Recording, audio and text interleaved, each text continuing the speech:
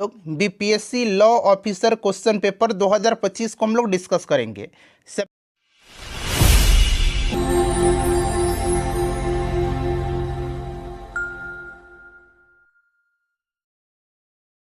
Friends, पहला प्रश्न पूछा गया है कि निम्नलिखित में किस राज्य सरकार ने स्कूलों में नामांकन के लिए परमानेंट एजुकेशन नंबर PEN को अनिवार्य कर दिया है। तो फ्रेंड्स देखिए, ये किया हुआ है अपना राज्य बिहार ने। बिहार राज्य सरकार ने स्कूलों में प्रवेश के लिए परमानेंट एजुकेशन नंबर को अनिवार्य कर दिया है। और ये जो PEN है, यह एक तरह का एक विशिष्ट पहचान संख्या है जो छात्रों को उनके शैक्षणिक रिकॉर्ड को डिजिटल रूप से संग्रहित करने में मदद करेगी। और यह राष्ट्रीय शिक्षा नीति 2020 के तहत एक पहल है जिसका उद्देश्य छात्रों के लिए एक राष्ट्र एक छात्र ID कार्यक्रम बनाना है। तो यहाँ पर बिहार राइट आंसर हो जाएगा। देखिए, ये बिहार से संबंधित प्रश्न है, इसीलिए संभावना है कि ये आपके भी एग्जाम में पूछा जाएगा, तो ये सब ध्यान रखिएगा।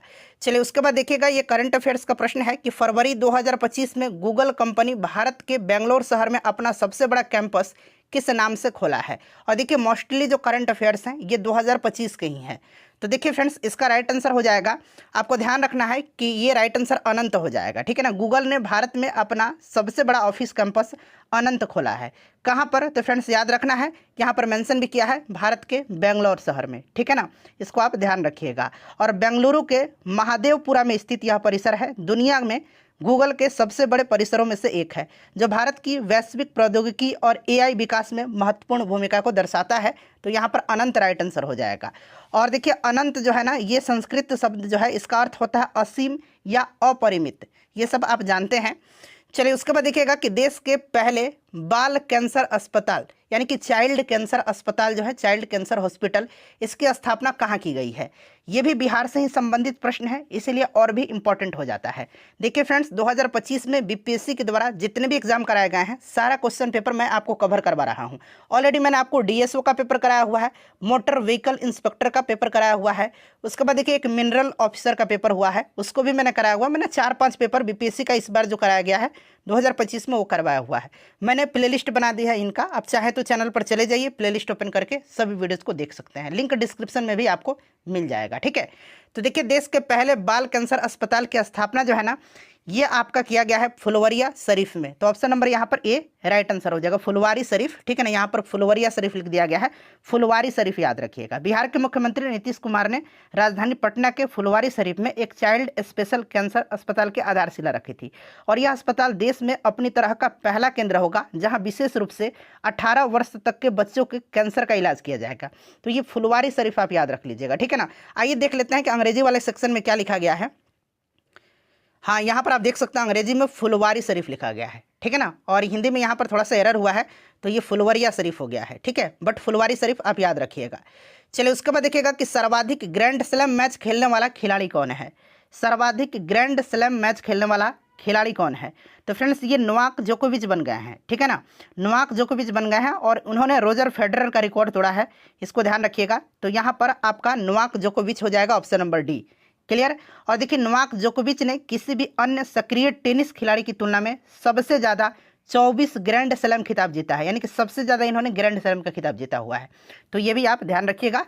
चलिए फ्रेंड्स, उसके बाद देख लीजिएगा। और देखिए, BPSC का जो घटना चक्र है 2025 वाला 71 BPSC घटना चक्र 2025, मैंने आपको बिहार स्पेशल का यानी कि बिहार हिस्ट्री को अलग वीडियो में कराया हुआ है, बिहार ज्योग्राफी को अलग वीडियो में कराया हुआ है, और मॉडर्न हिस्ट्री को 4 घंटे का महामैराथन सेशन है। मॉडर्न हिस्ट्री पूरा एक ही वीडियो में कंप्लीट कराया हुआ है, जाकर के देख लीजिएगा। बिहार के लिए देखिए, कला के क्षेत्र में 2025 में श्रीमती शारदा सिन्हा मरणोपरांत इनको किस पुरस्कार से सम्मानित किया गया है। अब देखिए फ्रेंड्स, काफ़ी इंपॉर्टेंट है, क्योंकि पद्म पुरस्कार से संबंधित प्रश्न बिहार से जो व्यक्तित्व हैं उनका नाम निश्चित रूप से आपसे पूछा जाएगा। तो सबसे पहले जो नाम बता रहा हूं बिहार से, याद रखिएगा। एक नाम शारदा सिन्हा का हो गया, मरणोपरांत इनको जो है पद्म विभूषण से सम्मानित किया गया है। दूसरा नाम याद रखिएगा, सुशील कुमार मोदी का, ठीक है ना, इनको पद्म भूषण दिया गया है, सुशील कुमार मोदी को। तो एक हो गया पद्म विभूषण जो शारदा सिन्हा को मिला है, उसके बाद पद्म भूषण हो गया, सुशील कुमार मोदी को दिया गया है। अब देखिए, पद्मश्री किनको किनको दिया गया है, याद रखिएगा, किशोर कुणाल को दिया गया है। उसके बाद देखिए, भीम सिंह भावेश को दिया गया है। 2 नाम इधर हो गया, हेमंत कुमार को दिया गया है। उसके बाद देखिएगा, निर्मला देवी को दिया गया है, ठीक है, निर्मला देवी को सुजनी कला के क्षेत्र में योगदान के लिए इनको दिया गया, सुजनी कला के लिए। उसके बाद देखिएगा, आपका विजय नित्यानंद सुरेश्वर जी महाराज हो गए, तो ये नाम एटलीस्ट आप याद रखिएगा। अच्छा, इस बार अगर बात करें तो टोटल 139 लोगों को पद्म पुरस्कार दिया गया है, जिनमें से आपको याद होगा 7 जो है पद्म विभूषण है, 19 जो है पद्म भूषण है और 113 जो है पद्मश्री है। ठीक है, चलिए उसके बाद देख लीजिएगा क्वेश्चन नंबर 6 क्या पूछा गया है। क्वेश्चन नंबर 6 है यहाँ पर, 1 मिनट पूरा ऑप्शन देख लीजिए। हाँ, ऑपरेशन डेविल हंट के संबंध में सत्य कथन आपको बताना है। ऑपरेशन डेविल हंट, तो देखिए ये बांग्लादेश में चलाया गया है। ये बांग्लादेश का अंतरिम यूनिट सरकार के द्वारा शुरू किया गया है। 8 फरवरी 2025 को शुरू किया गया है और यह ऑपरेशन शेख हसीना के समर्थकों की तलाश में है। तो उपरोक्त सभी यहाँ पर जो है राइट आंसर हो जाएगा। चलिए उसके बाद देख लीजिएगा, अगला प्रश्न है कि आईसीसी चैंपियंस ट्रॉफी 2025 में मैन ऑफ द सीरीज किस खिलाड़ी को दिया गया है। देखिए आईसीसी चैंपियंस ट्रॉफी 2025 का अगर हम विजेता की बात करते हैं तो विजेता अपना प्यारा भारत रहा था। ठीक है ना। मैन ऑफ द मैच जो दिया गया था, यानी कि player of man of the match जो फाइनल हुआ था उसमें रोहित शर्मा को दिया गया था। Man of the match final में रोहित शर्मा को दिया गया है। और प्लेयर ऑफ द जो टूर्नामेंट है, मैन ऑफ द सीरीज जो है, ये आपके न्यूजीलैंड के रचिन रविंद्रा को दिया गया है। ठीक है, इसको आप ध्यान रखिएगा, रचिन रविंद्र राइट आंसर हो जाएगा।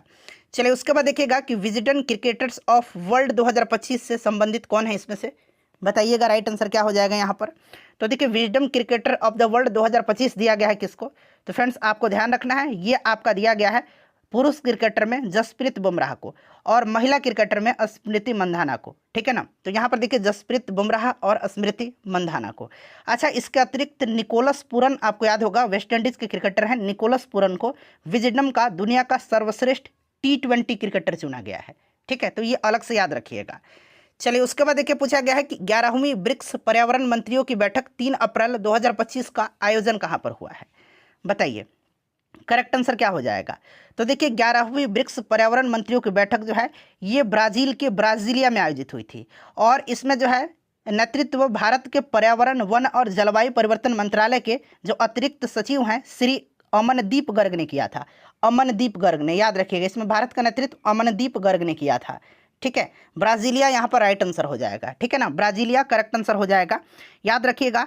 और देखिए फ्रेंड्स, ये जो ब्रिक्स शिखर सम्मेलन हुआ था 2025 में, इसका आयोजन ब्राजील में किया गया था, ये भी आपको ध्यान रखना है। चलिए उसके बाद देखिएगा अगला प्रश्न क्या पूछा गया है। हाँ, ये प्रश्न देखिएगा कि कश्मीर घाटी के करेवा मैदान निम्नलिखित में से किसके लिए जाने जाते हैं। तो हमने स्पेशली पढ़ा हुआ है कि जो करेवा है ना, करेवा, ये आपका कश्मीर घाटी में ये आपका केसर जाफरान की खेती के लिए जाना जाता है। बट यहाँ पर आप देख सकते हैं केसर तो नहीं दिया गया है, तो आपको इसमें से ध्यान रखना है ये ब्लू पाइन दिया गया आंसर, जो अभी प्रोविजनल आंसर की दिया गया है उसमें आपका ब्लू पाइन दिया गया है। ठीक है, और देखिए कश्मीर की करेवा मिट्टी पूछा जाता है कि निम्नलिखित में से किस प्रकार की जमा को दर्शाती है, किस प्रकार की जमा को दर्शाती है, तो ये दर्शाती है झील से बनी। ठीक है ना, झील से बनी और ये उत्तर में झेलम की जड़ों और मिट्टी और दक्षिण में पीर पंजाल पर्वतों के बीच फैली हुई है और यह केसर की खेती के लिए उपयुक्त होती है। तो ये सब पॉइंट याद रखिएगा, ब्लू पाइन यहाँ पर दिया गया है आंसर अभी। ठीक है, चलिए उसके बाद देख लीजिएगा अगला प्रश्न है कि खींचन और मेनार, ये आपने पढ़ा भी हुआ होगा, अभी रिसेंटली जो है इनको वेटलैंड का दर्जा दिया गया है। ठीक है ना, खींचन और मेनार। फ्रेंड्स मैं सबसे पहले आपको बता दूं कि ये जो क्वेश्चन पेपर जो आपका यहाँ पर आप देख रहे हैं, जो मैं आपको करा रहा हूँ, किसका है ये, तो बीपीएससी लॉ ऑफिसर का है और 71 बीपीएससी के लिए मैं इसको डिस्कस करा रहा हूँ। काफ़ी इंपॉर्टेंट है क्योंकि यहाँ से करंट अफेयर्स आप देख सकते हैं। और देखिए ये एग्जाम जो लिया गया है बीपीएससी लॉ ऑफिसर का, ये 27/7/2025 को लिया गया है। ठीक है ना, 27 जुलाई को, यानी कि रिसेंटली ये पेपर लिया गया है। चलिए तो यहाँ पर ध्यान दीजिएगा, खींचन और मेनार जो है ना, ये आपके कहाँ पर है, राजस्थान में है। ठीक है ना, राजस्थान में है। और देखिए खींचन जो है ये फलोदी में पड़ता है। कहाँ पर पड़ता है, फलोदी में, राजस्थान के फलोदी में। ठीक है ना, जगह पूछ लिया जाएगा। और मेनार जो पड़ता है ये उदयपुर में पड़ता है। मेनार पड़ता है कहाँ पर, उदयपुर में।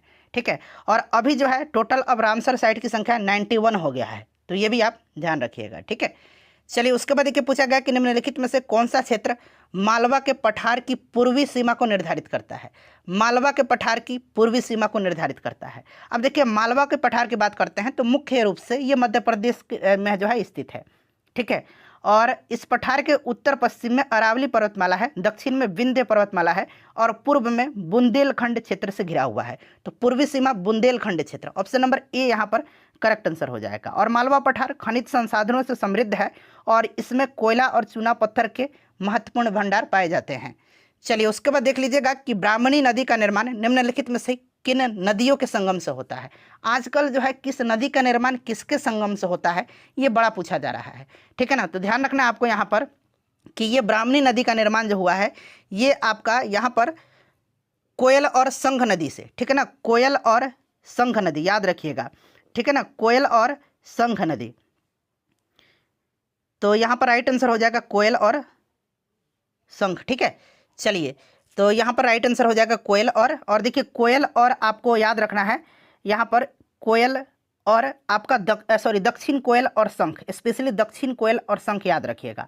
और देखिए एक बार बीपीएससी ने ही पूछा था कि फाल्गु नदी जो है ना, फाल्गु नदी ये किस नदी के संगम से बनती है। तो फाल्गु नदी जो है ये लीलाजन और मोहना नदी के संगम से बनती है, लीलाजन और मोहना, ठीक है ना। तो इस तरह से प्रश्न पूछा जा रहा है।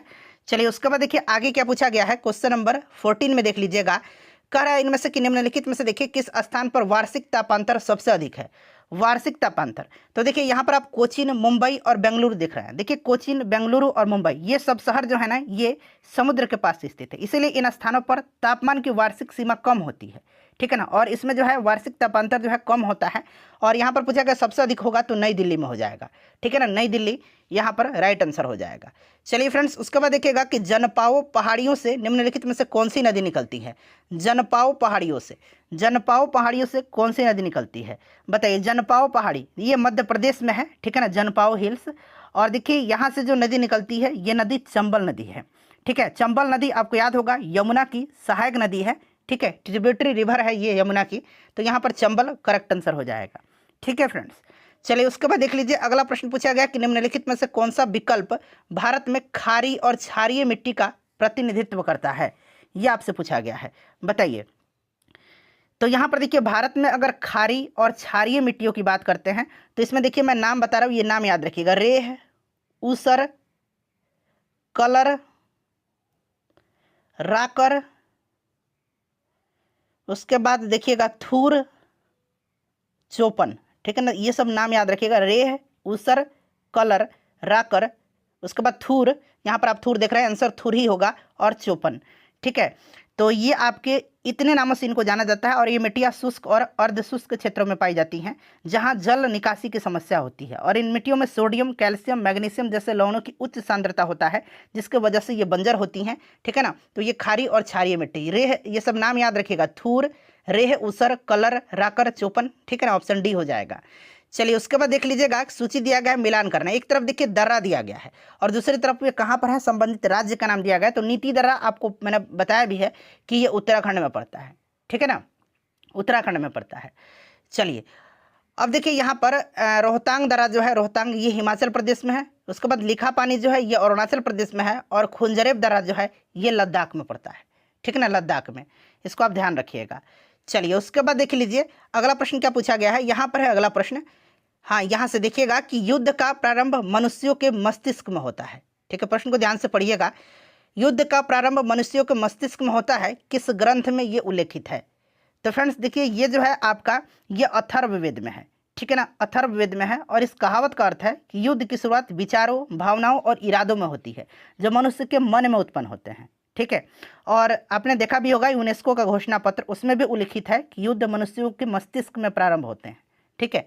तो यहाँ पर अथर्ववेद राइट आंसर हो जाएगा, ठीक है। चलिए उसके बाद देख लीजिए अगला प्रश्न है कि रस चिकित्सा का आविष्कार किसने किया था। रस चिकित्सा का आविष्कार किसने किया था। तो देखिए रस चिकित्सा का आविष्कारक की बात करते हैं तो ये नागार्जुन थे। उन्होंने रस रत्नाकर नामक ग्रंथ में धातुओं के रासायनिक परिवर्तनों का वर्णन किया है और रसशाला में प्रयोग किया है। तो आपसे पूछा जाएगा कि रस रत्नाकर नामक ग्रंथ किनका है, तो नागार्जुन का है, ठीक है। तो यहाँ पर नागार्जुन करेक्ट आंसर हो जाएगा, ठीक है फ्रेंड्स, रस रत्नाकर याद रखिएगा। चलिए ये रस चिकित्सा का आविष्कारक माने जाते हैं नागार्जुन। चलिए उसके बाद देख लीजिएगा किस अभिलेख में अशोक बुद्ध धर्म और संघ के प्रति विश्वास प्रकट करता है। किस अभिलेख में अशोक बुद्ध धर्म और संघ के प्रति विश्वास प्रकट करता है, बताइए। तो फ्रेंड्स ये करता है आपका भाब्रू लघु शिलालेख में, ठीक है ना, भाब्रू लघु शिलालेख में, जिससे बैराट शिलालेख भी कहा जाता है, जिसको बैराट शिलालेख भी कहा जाता है, ठीक है ना, इसको बैराट शिलालेख भी कहा जाता है, इसको आप ध्यान रखिएगा। और देखिए फ्रेंड्स अगर हम बात करते हैं तो देखिए इसे अभी वर्तमान में बंगाल के एशियाटिक सोसाइटी में स्थापित किया गया है, तो इसे भी आप ध्यान रखना है आपको, ठीक है फ्रेंड्स।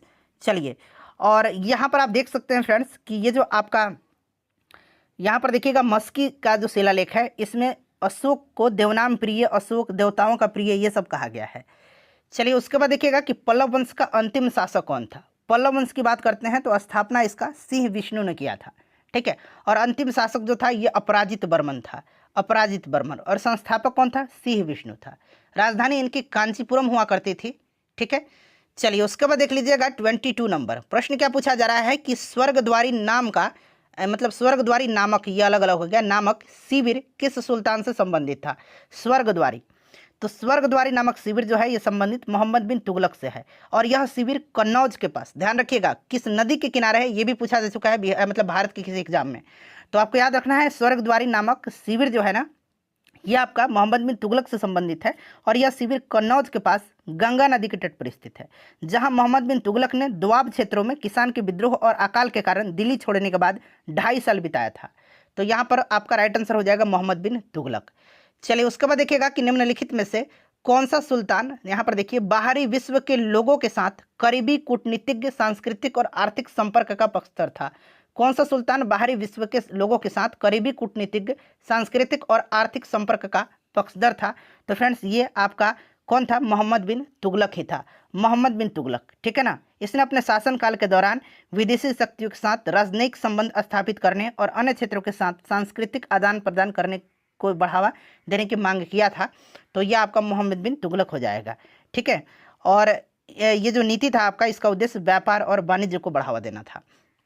उसके बाद देखिएगा किसने कहा है यदि इतिहास हमें कोई सबक सिखाता है तो वह है कि कोई ऐतिहासिक सबक नहीं है।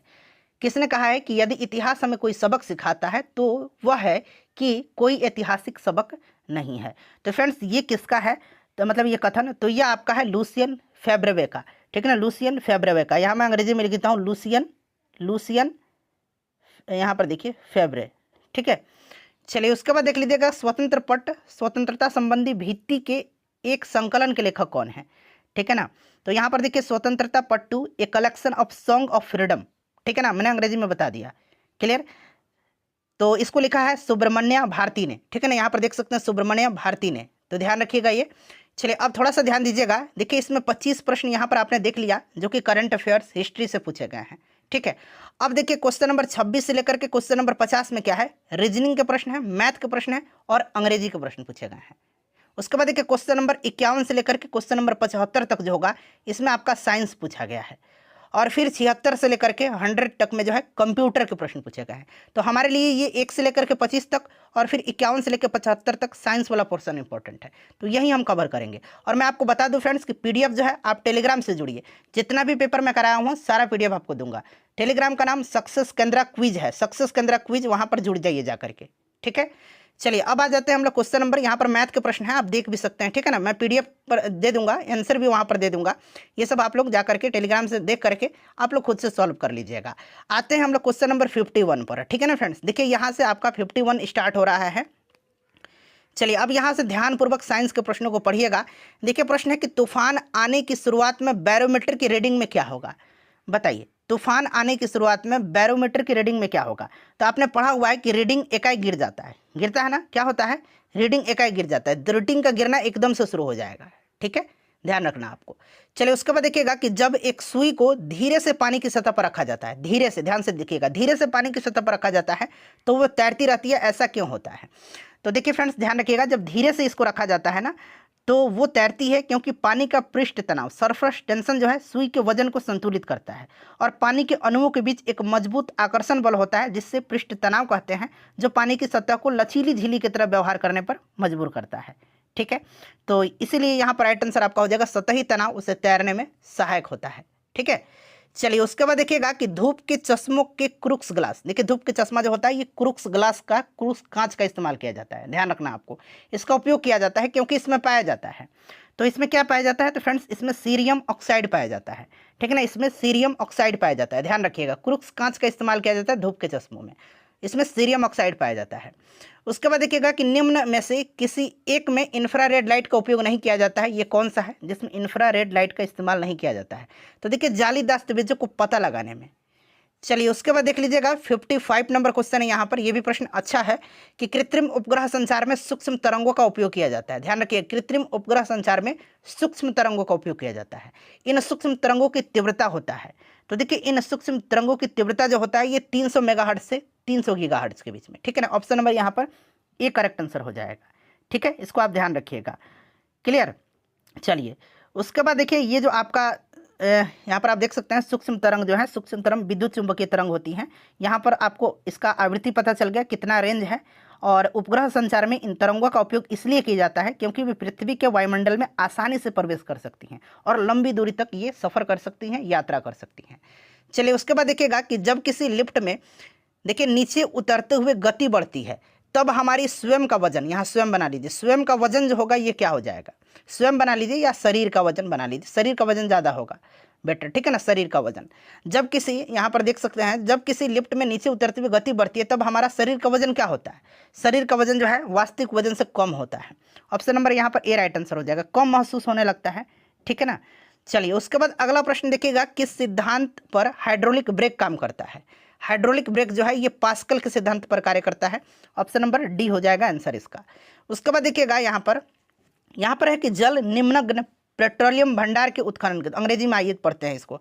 देखिए यहाँ पर दिया गया exploration of under water petroleum deposits is done by, ठीक है ना।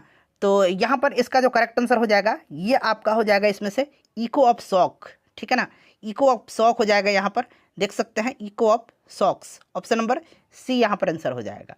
चलिए फ्रेंड्स उसके बाद क्वेश्चन नंबर 59 देखिए, निम्न में से देखिए किसका पानी में किसको जो है पानी में डूबने पर ऊष्मा निकलती है, बताइए। तो देखिए इसमें से ना ही ग्लूकोज को होगा, ना ही NaCl का होगा, ना ही फ्रुक्टोज का होगा, तो ऑप्शन नंबर डी यहाँ पर राइट आंसर हो जाएगा, ठीक है ना। ऑप्शन में अगर CaO रहता तो हम यहाँ पर CaO लगा देते, ठीक है। चलिए उसके बाद देख लीजिएगा कि हीटर का कॉइल बना होता है। अब इसमें जो है थोड़ा सा संदेह हो रहा है क्योंकि इसमें आप देख सकते हैं नाइक्रोम कहीं भी ऑप्शन में नहीं दिया गया है, नाइक्रोम कहीं भी ऑप्शन में नहीं दिया गया, तो हो सकता है इस प्रश्न में कुछ संशोधन किया जाएगा, ठीक है ना। बट यहाँ पर जो आपका प्रोविजनल आंसर किया हुआ उसमें टंगस्टन आंसर दे रखा है। चलिए उसके बाद देख लीजिएगा कि सबसे साधारण पैराफिन संरचना वाला पदार्थ कौन सा है, सबसे साधारण पैराफिन संरचना वाला पदार्थ, तो फ्रेंड्स ये मीथेन है, ठीक है ना। पैराफिन जिन्हें एल्केन भी कहा जाता है, याद रखना है, ये संतृप्त हाइड्रोकार्बन होते हैं और सामान्य सूत्र तो आपको याद होगा ही होगा, ठीक है, CnH2n+2 होता है, ठीक है। तो यहाँ पर मीथेन हो जाएगा।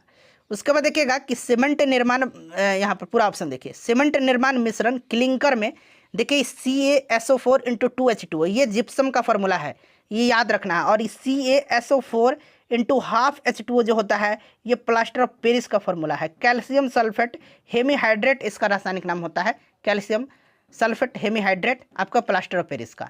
तो वही पूछा गया है कि सीमेंट निर्माण मिश्रण क्लिंकर में CaSO4 × 2H2O यानी कि जिप्सम मिलाया जाता है। क्यों मिलाया जाता है, तो जिप्सम जो होता है ना ये सीमेंट के जमने की दर कम करने के लिए क्लिंकर में जिप्सम मिलाया जाता है, ठीक है। तो यहाँ पर इसीलिए इसका जो राइट आंसर हो जाएगा फ्रेंड्स ऑप्शन नंबर डी हो जाएगा, सीमेंट की जमने की दर को घटाने के लिए, ठीक है। चलिए उसके बाद देखिए अगला प्रश्न पूछा गया है कि प्याज में पाया जाने वाला यौगिक जो अश्रु ग्रंथियों को उत्तेजित करता है वो कौन सा है, प्याज में पाया जाने वाला। तो देखिए प्याज में पाया जाने वाला जो है ना इसका नाम है एलिल सल्फाइड यौगिक जो अश्रु ग्रंथियों को उत्तेजित करता है, ठीक है ना, ध्यान रखिएगा। ऑप्शन नंबर यहाँ पर बी राइट आंसर हो जाएगा, एलिल सल्फाइड यौगिक। चलिए उसके बाद देखिएगा कि हीरे कैरेट में मापे जाते हैं, हीरा जो है कैरेट में मापा जाता है, 1 कैरेट का वजन होता है, यानी कि 1 कैरेट में कितना मिलीग्राम होता है ये आपसे पूछा जा रहा है। तो 1 कैरेट में 200 होता है, ऑप्शन नंबर यहाँ पर बी राइट आंसर हो जाएगा, ठीक है ना, 200 मिलीग्राम, ध्यान रखिएगा आप। चलिए उसके बाद देखिए पूछा गया कि चमकीले प्रकाश में फोटोक्रोमेटिक ग्लास काले हो जाते हैं, इसका मुख्य कारण इसमें उपस्थित, चमकीले प्रकाश में फोटोक्रोमेटिक ग्लास काले हो जाते हैं, ठीक है ना। तो यह पूछा गया है इसका मुख्य जो है कारण इसमें उपस्थित क्या है, तो यहाँ पर ऑप्शन नंबर सी दिया गया आंसर सिल्वर आयोडाइड है। चलिए उसके बाद देखिएगा कि थायरॉक्सिन एक आयोडीन से परिपूर्ण कार्बनिक पदार्थ है जो मुख्य रूप से पाया जाता है। थायरॉक्सिन जो है ये थायराइड ग्रंथि में, ठीक है ना, थायराइड ग्रंथि में पाया जाता है, ध्यान रखिएगा। चलिए उसके बाद देखिएगा 67 नंबर क्वेश्चन यहाँ से है कि आंत्र ज्वर या मियादी बुखार पैदा होता है, तो ये आपका होता है बैक्टीरिया के द्वारा, जीवाणु के द्वारा होता है, ठीक है, ध्यान रखिएगा, जीवाणु के द्वारा। उसके बाद देखिए पूछा गया है कि अशुचि या प्रत्यक्ष कोशिका विभाजन, ठीक है, ध्यान रखिएगा, ये आपका मुख्य रूप से किस में पाया जाता है, अंग्रेजी वाले सेक्शन में एक बार देख लेंगे इसका। हाँ यहाँ पर देखिएगा, देखिए amitotic division is mainly found in, तो यहाँ पर देखिए हिंदी में आ जाते हैं फिर से, तो ये आपका हो जाएगा किस में, तो फ्रेंड्स ये पाया जाता है आपका प्रोकैरियोट्स में, ठीक है ना, प्रोकैरियोटिक जो होता है उसमें पाया जाता है, ध्यान रखिएगा प्रोकैरियोटिक में, ठीक है ना। इसको प्रत्यक्ष कोशिका विभाजन कहा जाता है एमियोटोसिस, ठीक है। और ये प्रोकैरियोटिक्स जैसे कि बैक्टीरिया, साइनोबैक्टीरिया, प्रोटोजोआ, इन सब में ये शैवाल कवक में पाया जाता है, ठीक है। तो यहाँ पर ऑप्शन बी हो जाएगा। उसके बाद देखिए होलोजोइक पोषण किसकी विशेषता है? होलोजोइक पोषण, होलोजोइक पोषण जो है ये जो है किसकी विशेषता है? तो अधिकांश जानवरों और कुछ प्रोटोजोआ की विशेषता होती है। तो यहाँ पर जंतु दिया गया है अधिकांश जानवरों और कुछ प्रोटोजोआ की, ठीक है, इसको ध्यान रखिएगा। और यह एक ऐसी प्रक्रिया होती है जिसमें जीव ठोस या तरल भोजन को अपने शरीर के अंदर लेते हैं और फिर उसे पचाते हैं, ठीक है ना, डायरेक्ट वो अंदर ले लेते हैं और फिर उसको पचाते हैं। देखिए उसके बाद नेक्स्ट क्वेश्चन यहाँ पर हम कर लेंगे कि निम्न में से देखिए कौन सा जटिल कार्बनिक पदार्थ मनुष्यों द्वारा नहीं पचाया जा सकता है? तो ये आपको पता है सेलुलोज, राइट आंसर हो जाएगा। उसके बाद देखिएगा यहाँ पर कह रहा है कि यदि एटीपी 7.6 किलो कैलोरी ऊर्जा उत्पन्न करता है तो एक व्यक्ति जिसे 2800 किलो कैलोरी ऊर्जा चाहिए, कितनी एटीपी की आवश्यकता होगी? तो बस आपको इसमें कुछ भी नहीं करना है, ठीक है ना। आपको करना क्या है इसमें से, तो देखिए इसमें से कुछ नहीं करना है, बस आपको कर देना है क्या कि जो यहाँ पर आपका आवश्यक एटीपी अणुओं की संख्या निकालना है। तो आप क्या करेंगे, कुल ऊर्जा की आवश्यकता, तो कुल ऊर्जा की आवश्यकता कितना है बटा जो यहाँ पर आपका ऊर्जा जो दिया गया है उत्पन्न ऊर्जा, एक एटीपी द्वारा जो उत्पन्न ऊर्जा है उसे डिवाइड कर दीजिए 7.6। इसको जब आप कर दीजिएगा ना डिवाइड तो ये 368 दशमलव समथिंग आएगा। तो यहाँ पर 368 यहाँ पर दिया गया है। चलिए उसके बाद देखिएगा अगला प्रश्न क्या पूछा गया कि मानव की आंतों में देखिए कौन से विटामिन का निर्माण जीवाणु के द्वारा किया जाता है? ये अच्छा प्रश्न है। मानव की आंतों में कौन से विटामिन का निर्माण जीवाणु द्वारा? तो ये विटामिन के का निर्माण किया जाता है, ठीक है ना, विटामिन के का। चलिए उसके बाद नेक्स्ट क्वेश्चन करिएगा कि पौधे का तनाव हार्मोन किसे कहा जाता है? पौधे का जो तनाव हार्मोन है ये किसको कहा जाता है? तो फ्रेंड्स ये कहा जाता है एब्सिसिक एसिड को। यहाँ पर देखिए एब्सिसिक एसिड, ये शॉर्ट में लिखा गया है ABA, एब्सिसिक एसिड, ठीक है ना, इसी को तनाव हार्मोन कहा जाता है, ठीक है। चलिए उसके बाद देखिएगा कि यहाँ पर देखिए प्लाज्मिड्स क्या है?